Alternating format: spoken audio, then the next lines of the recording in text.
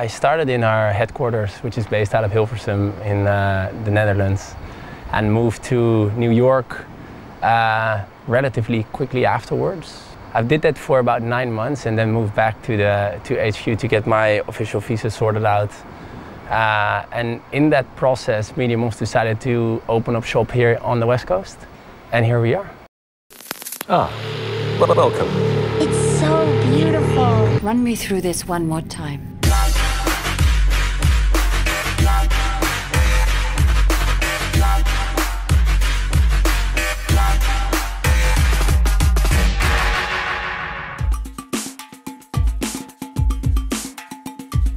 There's a very interesting collapse between 3 different industries, if I may.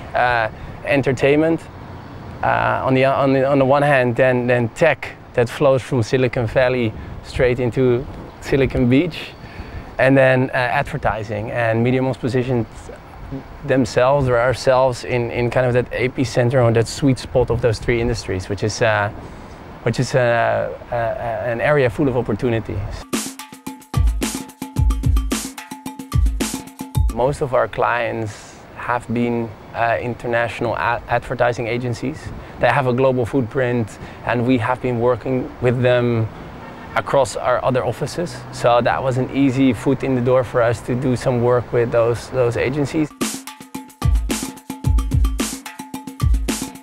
Due to a shift that we notice in the industry where a lot of big brands now start acquiring agencies or start building their own creative agencies from the ground up,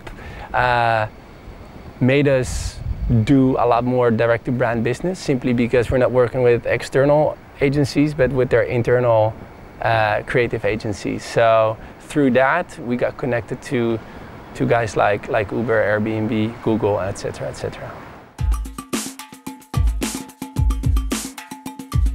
I think my focus points would be for this office would be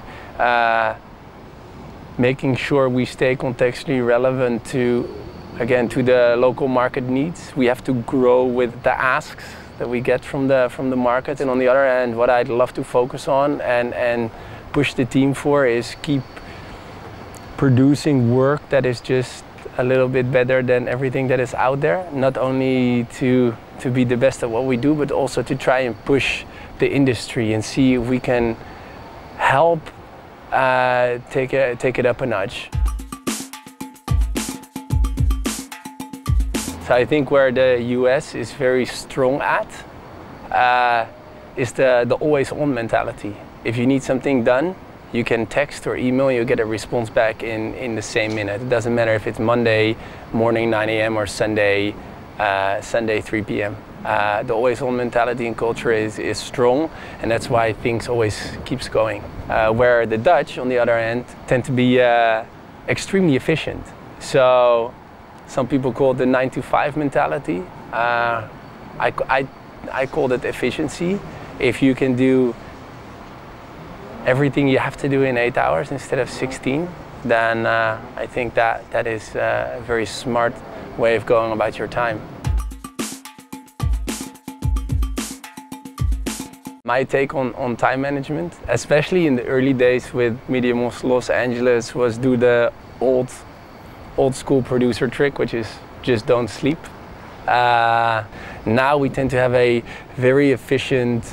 few very efficient processes and pipelines in place where that's not needed anymore. Although I tend to start very early to make sure there's some overlap when it comes to the Netherlands and the West Coast of the US. The fact that we think that we can just do things upon arrival and blend into the US culture because we believe that we are very similar. We watch the same movies, we like the same food, and in general there's a lot of overlap between those 2 cultures, but to me I strongly believe that there's a distinct cultural difference. The Americans are better at selling things than the Dutch. I think that is rooted in their competitive nature.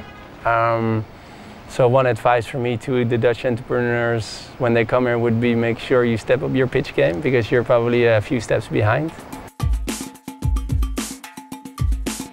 Make sure that you stay true to yourself and embrace your own work ethic, but make sure you're contextually relevant to the local market and respect the cultural difference. I think that from a helicopter point of view.